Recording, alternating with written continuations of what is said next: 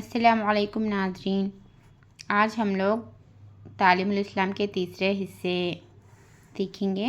Page number 12 ہے اس کا۔ سوالات کو لیں گے۔ سوال: آن حضرت صلی اللہ علیہ وسلم عرب کے کس خاندان میں سے تھے؟ جواب: حضور صلی اللہ علیہ وسلم خاندان قریش میں سے ہے۔ عرب کے تمام خاندانوں میں خاندان قریش کی عزت اور مرتبہ زیادہ تھا۔ خاندان قریش کے لوگ عرب کے دوسرے خاندانوں کے سردار مانے جاتے تھے۔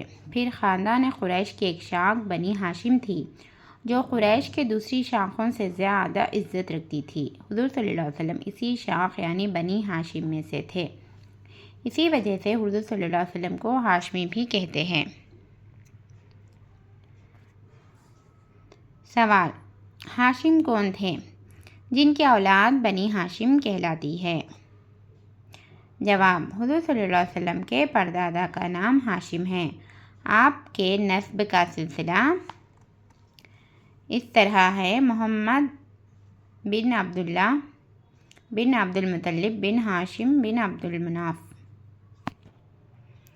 سوال: آن حضرت صلی اللہ علیہ وسلم کی پشتوں میں حضرت آدم علیہ السلام کے بعد اور کوئی پیغمبر ہے یا نہیں؟ جواب: ہاں، آپ حضرت اسماعیل علیہ السلام کی اولاد میں سے ہیں اور حضرت اسماعیل علیہ السلام حضرت ابراہیم خلیل اللہ علیہ السلام کے صاحبزادے ہیں۔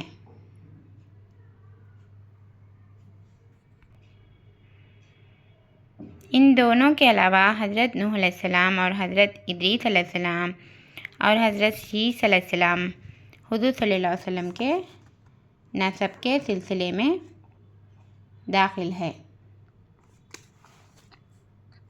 سوال: حضرت محمد صلی اللہ علیہ وسلم کو کتنی عمر میں پیغمبری ملی؟ جواب: حضور صلی اللہ علیہ وسلم کی عمر مبارک 40 سال کی تھی کہ آپ پر وحی نازل ہوئی۔ وحی سے کیا مراد ہے؟ وحی سے مراد یہ ہے کہ خدا تعالیٰ نے اپنے احکام اور اپنا کلام حضور صلی اللہ علیہ وسلم پر اتارنا شروع کیا۔ سوال: وحی نازل ہونے کے بعد کتنے دنوں تک حضور صلی اللہ علیہ وسلم زندہ رہے؟ جواب: 33 برس زندہ رہے۔ 13 سال مکہ معظمہ میں اور 10 سال مدینہ منورہ میں۔ سوال: مدینہ منورہ میں آپ کیوں چلے گئے تھے؟ جب حضور صلی اللہ علیہ وسلم نے مکہ معظمہ کے لوگوں کو خدا تعالیٰ کی توحید کی تعلیم دی اور ان سے فرمایا کہ بت پرستی چھوڑ دو اور ایک خدا پر ایمان لاؤ، تو وہ لوگ آپ کے دشمن ہو گئے کیونکہ وہ بتوں کی عبادت کرتے تھے اور ان کو معبود سمجھتے تھے، اور طرح طرح سے انہوں نے حضور صلی اللہ علیہ وسلم کو تکلیفیں پہنچانی شروع کر دیں۔ حضور صلی اللہ علیہ وسلم ان کی عداوت اور دشمنی کی سختیاں اور تکلیفیں اور برداشت کرتے اور توحید کی تعلیم دیتے اور خدا تعالیٰ کے احکام پہنچاتے رہے، مگر جب ان کی دشمنی کی کوئی حد باقی نہ رہی اور سب نے مل کر حضور صلی اللہ علیہ وسلم کو قتل کر دینے کا ارادہ کر لیا، تو حضور انور صلی اللہ علیہ وسلم خدا تعالیٰ کے حکم سے اپنے پیارے وطن مکہ معظمہ کو چھوڑ کر مدینہ منورہ میں تشریف لے گئے۔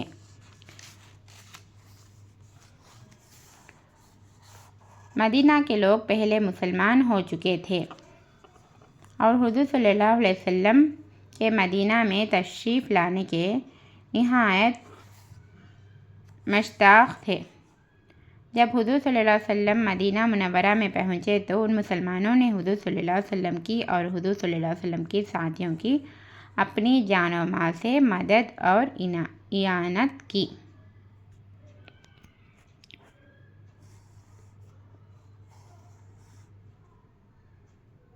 حضور صلی اللہ علیہ وسلم کے مدینہ منورہ میں تشریف لے جانے کی خبر سن کر اور مسلمان بھی جن کو کافر ستاتے رہتے تھے آہستہ آہستہ مدینہ منورہ میں چلے گئے۔